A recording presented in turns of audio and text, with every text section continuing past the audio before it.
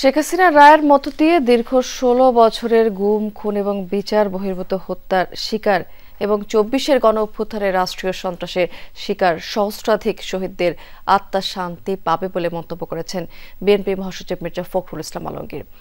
তিনি আরও বলেছেন যে আহত, নিহত এবং গুমের শিকার পরিজনদের ক্ষোভ কিছুটা হলেও প্রশমিত হবে। এবার সোমবার রাতে স্থানীয় কমিটির বৈঠক শেষে এসব কথা বলেছেন তিনি। নতুন ব্লেন্ডে আরো রিচ অ্যারোমায় সেলন ফ্যামিলি ব্লেন্ড টে।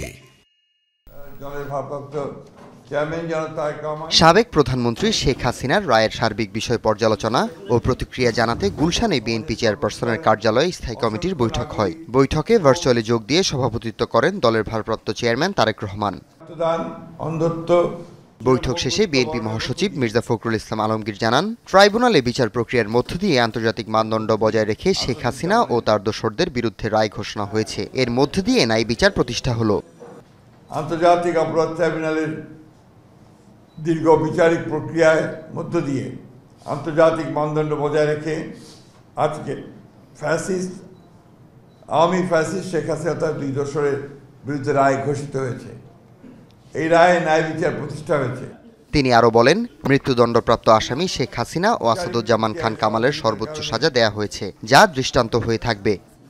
আইনের বিধান অনুযায়ী সর্বোচ্চ সাজা প্রদান করা হয়েছে ফ্যাসিস্ট শেখ হাসিনা তার দোসর সাবেক স্বরাষ্ট্রমন্ত্রী আসাদুজ্জামানের। এই রায়ের মধ্যে দিয়ে আহত, নিহত ও গুমের শিকার পরিজনদের ক্ষোভ কিছুটা হলেও প্রশমিত হবে বলেও মনে করে বিএনপি। জনগণকে সদা সর্বদা সচেতন থাকার আহ্বান জানাচ্ছে। একই সাথে বিএনপি অন্যান্য মামলায় অভিযুক্তদের সুবিচারের দাবি জানাচ্ছে। হাসিবুল করিম বিজয়, যমুনা নিউজ, ঢাকা।